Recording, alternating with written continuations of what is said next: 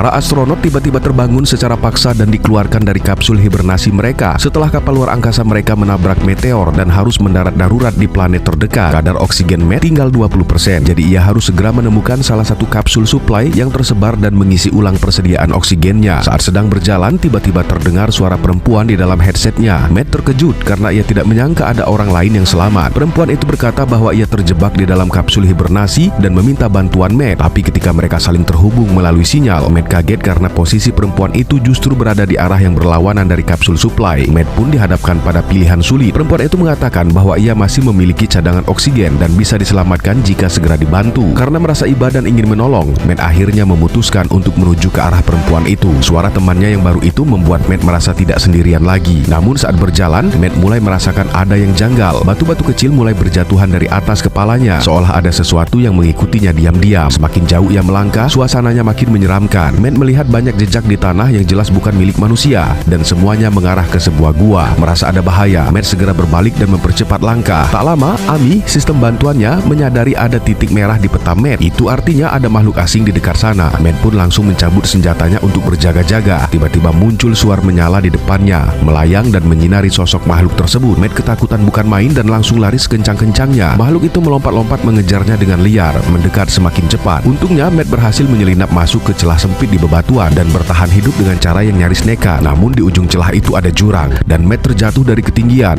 menyebabkan oksigennya bocor cukup parah. Dengan cepat ia menambal bagian yang bocor menggunakan senjata nano repair dan memaksa dirinya bangkit untuk terus berjalan. Suar yang tadinya muncul memberi harapan bahwa mungkin ada penyintas lain di sekitar. Ia pun bergerak ke arah sinyal tersebut dan melihat banyak kapsul hibernasi yang mendarat di sana. Matt segera berlari untuk menyelamatkan siapapun yang ada. Tapi saat tiba, ia justru menemukan bahwa para monster sudah lebih dulu sampai di sana. Lebih parahnya lagi, jumlah mereka tidak hanya satu. Mereka datang bergerombol seperti sedang berburu mangsa. Matt memeriksa satu persatu kapsul, tapi semua sia-sia. Ia hanya bisa menghitung dalam hati hingga 3, lalu berlari sekencangnya meninggalkan tempat mengerikan itu. Suara langkahnya menarik perhatian para monster, dan mereka pun semakin bersemangat mengejarnya. Matt hampir saja tertangkap, namun tiba-tiba para monster itu berhenti, mendesis beberapa kali, lalu berbalik arah. Sebelum Matt sempat memahami apa yang terjadi, seekor serangga raksasa pemangsa muncul dari bawah tanah dan menjepit tubuhnya dengan kuat. Ternyata alasan monster-monster tadi tak berani masuk ke area itu adalah karena ada makhluk yang jauh lebih berbahaya tinggal di sana.